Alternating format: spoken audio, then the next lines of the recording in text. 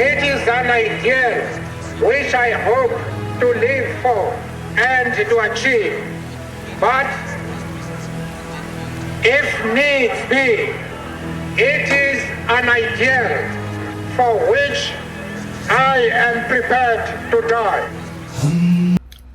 Our first question to Nelson Mandela will be, Nelson Mandela, why? Like, Nelson Mandela was one of the people that showed a great amount of love to both the blacks and the white. Amanda, away to power to the people. We see gay activists fighting for their freedom. How can we unite two people of different mindsets together?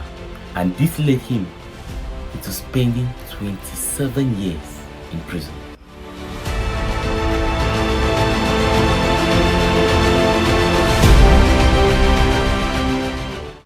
Hello and welcome to this brand new episode of TV2S. I am Manfred Aga, your host, and today we are presenting to you a very new episode that's not like the others. In this episode will be our very first ever solo podcast where we're going to be speaking to a very successful, inspirational person here in our continent, Africa. And this person is Nelson Mandela. But he's dead, so how are we going to be doing this? Watch. That day is not far when we shall lead you to freedom. Amanda, away to power to the people. Nelson Mandela was born as the son of a king with royal privileges. He later decided to live his life fighting against racial segregation and discrimination, which was known as apartheid at the time. This further led him into becoming one of the key members of the ANC, that's the African National Congress, where his main goal was fighting against the apartheid system that was in his country at the time. And this led him into spending 27 years in prison. And this is even the shocking part about him. When he spent 27 years in prison, he started becoming popular, gaining recognition from people in South Africa, Africa, and even out of Africa. But one key thing was that this didn't change his belief. He stuck to his belief that all human beings are equal. The blacks can do what the white does. And once he was released, he kept fighting for this cause, essentially without hating the people that made him suffer in prison and locked him up for these 27 years. That's the guy that we're going to be talking about today, asking questions to him, getting his answers, and seeing how we can apply his knowledge in this our current age. Our first question to Nelson Mandela will be, Nelson Mandela, why? Like, at that point in time in South Africa, many people were going through the same situation that Nelson Mandela went through. That's, they had this racial discrimination, they suffered this oppression from the whites, and many of them said, what can we do? We can do nothing, we will just adapt. Some people accepted the system as it was, and they were just maltreated. But Nelson Mandela was one of the few that said, no, I'm not going to accept this oppression from the whites, and we human beings are equal and we're going to fight for our freedom. The question that comes to mind was, why did he do this? Because first, he was born as the son of a king. He had these royal privileges. He even went to school, studied English, which many people at the time, the blacks particularly, didn't have the opportunity to do. Then, at that time, there were also available scholarships for royalty, well-known people that could take them easily from the country where they were to a country like the US, Canada, for them to study there and even be out of this situation that was happening in their country. But Nelson Mandela decided to keep fighting against this racial discrimination and the suppression from the whites. So my main question to him was, given that you could run, given that you could even adapt to the system, given that you had all these opportunities to live a better life without suffering, spending 27 years in prison, like, Why did you did all of this? Why did you fight for this cause? Like, why? As the son of a chief, Nelson Mandela had access to the best education available to black people in South Africa at the time. Studying at Fort Hare University, where he first became involved in student protest, his refusal to accept injustice, unfairness, and inequality would last a lifetime. South Africa, 1941. In his early 20s, Nelson Mandela moved to Johannesburg, where he first encountered the racial discrimination that would later become entrenched in law by the apartheid government. Working on the mines and later as a clerk in a law firm, Mandela pursued his law studies and joined the African National Congress, the oldest black political organization in South Africa. It was when I came into the African National Congress that I realized that causes are only a part of the African people. That the task of the ANC was to unite the African people and out of them build a nation. South Africa, 1960, Sharpeville, a black township in the industrial area south of Johannesburg. A peaceful crowd gathered to protest against the passed laws was shot at by police. 69 people died. The nationalist government imposed martial law. All opposition was banned and thousands were jailed. When it became clear that all means of peaceful negotiation had been exhausted, Mandela went underground to lead the armed struggle. We have made it very clear in our policy that South Africa is a country of many races. There is room for all the various races in this country. There are many people who feel that it is useless and futile for us to continue talking peace and non-violence against a government whose reply is only savage attacks on an unarmed and defenseless people. It was only when I began to learn that my boyhood freedom was an illusion, when I discovered as a young man that my freedom had already been taken from me, that I began to hunger for it. Okay, so from these videos, did you get his response? And one thing that I would like to do is I would like to emphasize on some key points that he said. So, as from the video, you have noticed that Nelson Mandela was born in this royal family. He had the privilege of seeing how his father was leading a group of people towards one common goal and objective. Then from there, he got some kind of key leadership skills. That's is a speech that he said anytime he saw his father leading, they always sit in a circle and his father will always be the last to speak. That's what he used and applied in the later ages of his life. Then when he felt this racial discrimination himself was the point in time where he transitioned from his village to Johannesburg, where he experienced people being killed, people being shot at, people being suppressed because they just had a black skin. And he started thinking, like, what can I bring to help this our community? But there's one key thing that he felt that everybody also feel: fear. He was scared. He was afraid to take the same step. Many people at that time was feeling the same thing like him at that point in time. So one thing that made him different from the others was what I'm going to put on the screen right now. Is a quote from Nelson Mandela that he said during one of his speeches. He says, "I learned that courage was not the absence of fear, but the triumph over it. The brave man is not he who does not feel afraid, but he who conquers his fear." How we got it? Nelson Mandela became great because he conquered his fear. At that point in time, as I said, many people were having the same feeling of fear. Oh, that we have this oppression. Oh, the whites don't love us. They have taken our freedom. They were afraid to fight back. But Nelson Mandela became great by conquering his fear. And how do you conquer your fear? By having courage. That's courage is acting despite of fear. So Nelson Mandela did all of this because he loved his people. He learned these leadership skills from his father. Then he conquered his fear, what many people at the time were unable to do.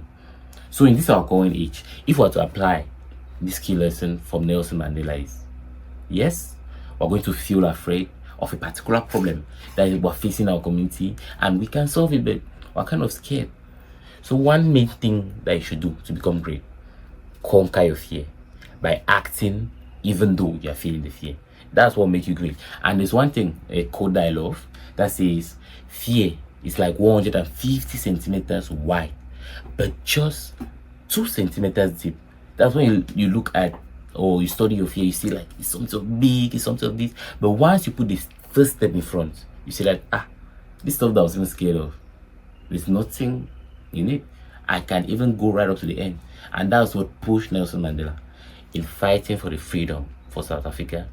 And at the end, he won and made South Africa a great place. Then, okay, so our next question to Nelson Mandela will be on love. No, not the type of love you're thinking about. What I'm talking about here is the love of a leader to his people. Like Nelson Mandela was one of the people that showed a great amount of love to both the blacks and the white, even to those that hated him, those that imprisoned him for 27 years.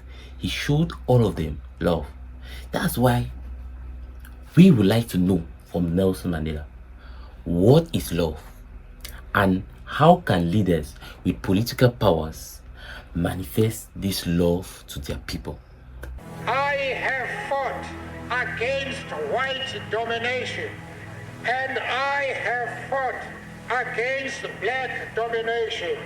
I have cherished the idea of a democratic and free society in which all persons live together in harmony and with equal opportunity. It is an ideal which I hope to live for and to achieve. But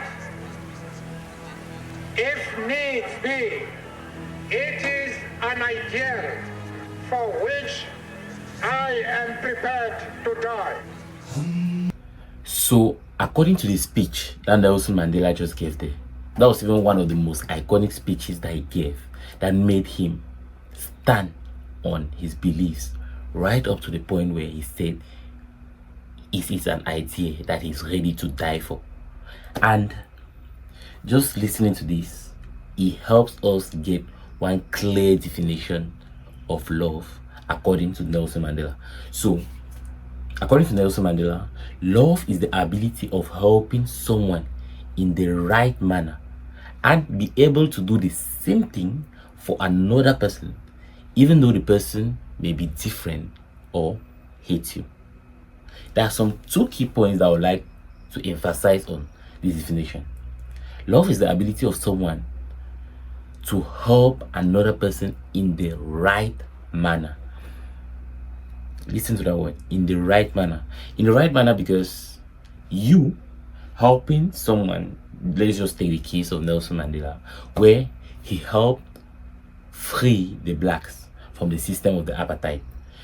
But there could still be another possibility where Nelson Mandela helped these people by providing them with guns, looking for ways that he can buy guns, give it to them so that they can fight back. But the question is, will it be the right manner of helping them? The blacks fighting back against the whites fighting on the blacks, then shooting. Would it be the right manner? The answer will be no. So that's not love. Love is helping someone in the right manner. Then the second point I would like that we should emphasize on is doing something for one person and the same thing for another person, even though the person is different or hates you. So let's just take Nelson Mandela's case again with the white and the black. So in his speech, he said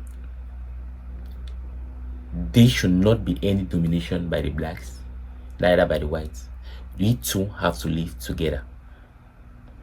He could say maybe if he loved just the black, there should be domination by the black, the whites should be suppressed.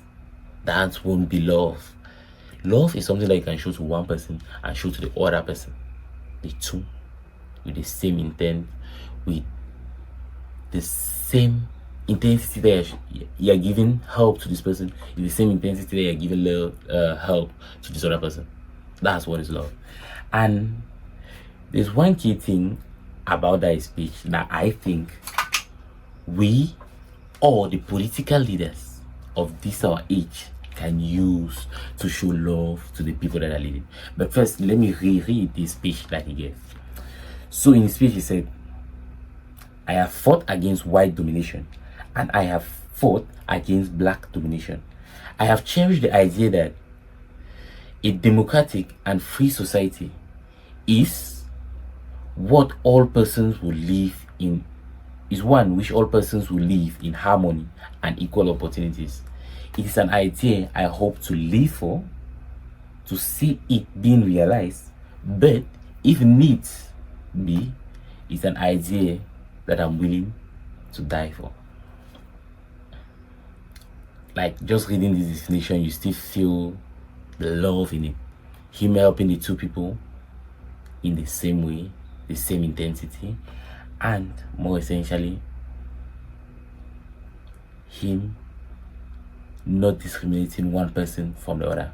As a political leader, they have to show their love to the people in the same way, just using the definition of love. Do the right thing first. As a political leader, just do the right thing. Do the right thing, no matter your context, no matter where you are. Do the right thing. Then you're helping people in the right way. Cool. The next thing, what you will do as a political leader for your brother, do it too for someone that is not your brother. That's just it. That's what Nelson Mandela is saying through his speech.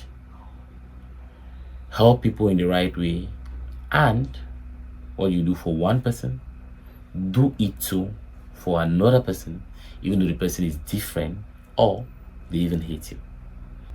Our third question to Nelson Mandela will be on unity. How can we unite two people of different mindsets together? I'm even asking this question to him of two people, but looking at what he did something exceptionally great. He was able to unite two different set of groups of people. That's a group of blacks and a group of whites. The blacks, they hated the whites. The whites were suppressing the blacks. And he was able to unite these blacks and whites to form one and work towards a common objective, which we are currently seeing in South Africa, them living in harmony. So I would like to know from you, Nelson, how can we unite two groups of people with two different mindsets?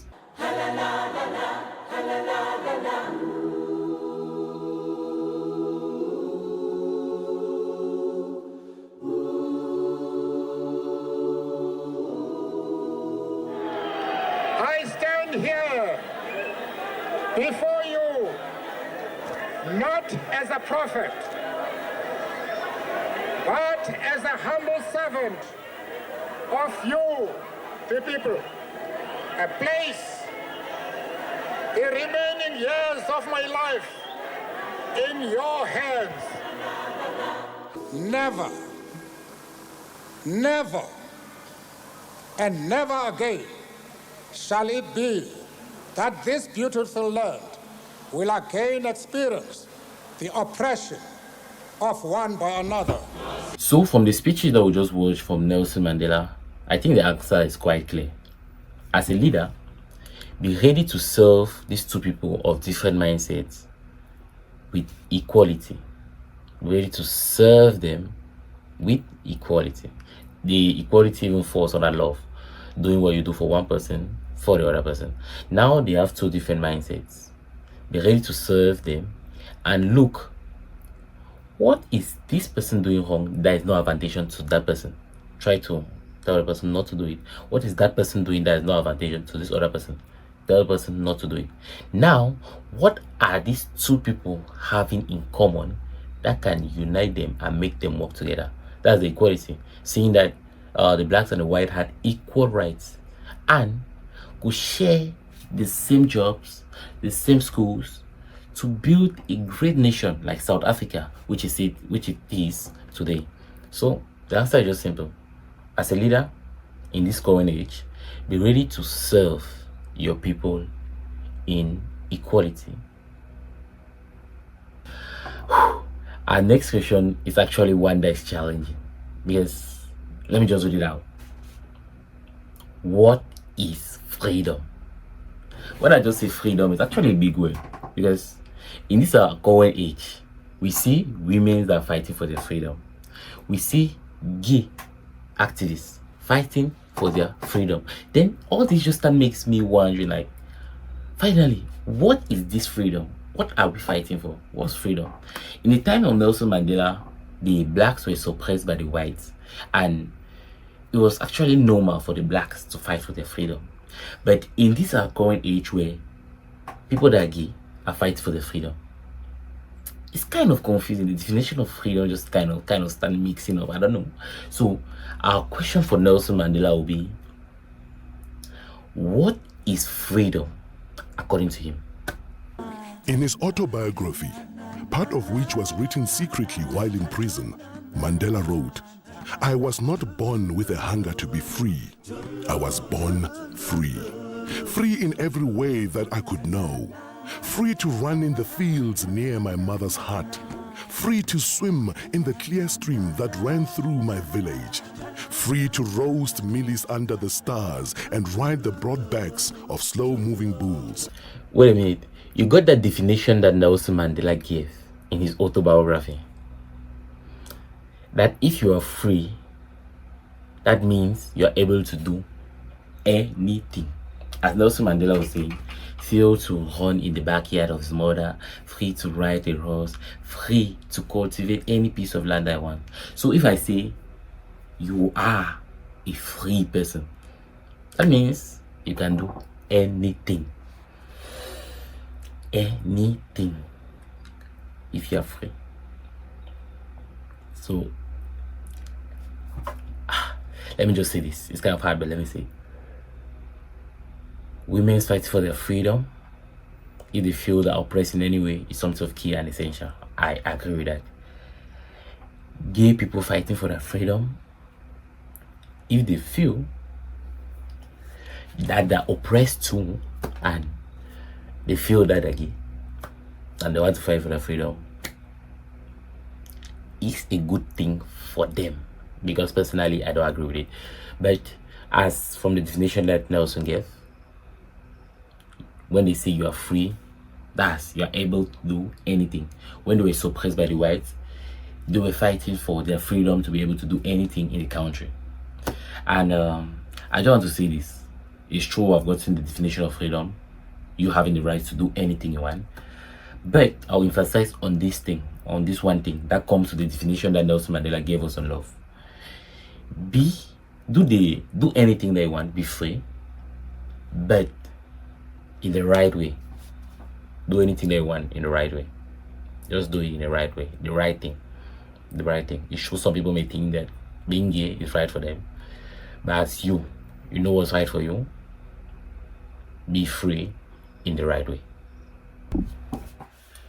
So we would like to know, what was Nelson Mandela's vision for Africa? We'll just read a series of key words that he gave that can help this growing generation do and be where Nelson wanted we as Africans to be. So the first quote that you guys are seeing on the screen, which highlights that education is something of really essential and is the key for we Africans to open any door. So from this, you can see like Nelson Mandela wanted we Africans to be very educated, to study, to be the best, and to use this our education to open different doors here in Africa. I think we have been opening already several doors from the tech companies that have been built in Africa, from the farming sector, from the engineering sector, many sectors. We have opened different doors with these different engineering, medical, farming, educational knowledge that we've gotten, which is something really key and essential. Then that this quote that I'm going to read out that Nelson Mandela gave, and something that we have to use to keep going forward and make Africa a better, a really good place for us to live in. So the first quote that I see on the screen says, it is in our hands to create a better world for all those who live in it. Like Nelson Mandela, he stopped the apartheid in Africa. We too, it's in our hands to create a better world for everybody that lives in it. Don't be waiting that my brother will do it, this person will do it. You can do it. As we saw Nelson Mandela, he had this year, but he was able to conquer this year, and that's what made him great. So don't be waiting for this person to do it, that person to do it. You yourself, you can do it and make a change in Africa. The next quote says, it only seems impossible until it's done. It only seems impossible until it's done. I'll just give an example for this video that I made. At the beginning, I was kind of like thinking this solo episode will kind of be impossible. I'll not be able to do it. I'm alone. How will I do it? It was just impossible. But while figuring out, thinking, brainstorming on the ways that I can do this, and eventually I did it, what was impossible to me became possible. And for the fact you are seeing this video today, so anything that I want to do it, just do it. Do it even while feeling scared. Do it while hungry. Do it while tired. No matter what you're feeling, just do it. Even if it feels impossible, at the end you'll be looking at it like, is it this thing that I was scared of? Is it this thing that was kind of making me scared? It looks impossible at the beginning, but eventually at the end, it will be possible. And the final quote that we have from Nelson Mandela is, no matter what the past tilled you, don't let it destroy the future. No matter what the past tilled you, don't let it destroy your future. So remember Nelson Mandela's story. His past was filled of being in prison, experienced this apartheid, people being killed in South Africa, and it's really something that you as a human being, you want to fight back. But that was the past. He didn't let the past act on him in that present moment, and he figured out the right way to bring a better solution for the future in which South Africans are living in it today. So no matter what you experience in the past, let it be your country, let it be your studies, let it be in anything you are doing, just remember what Nelson Mandela said: don't let it destroy your future.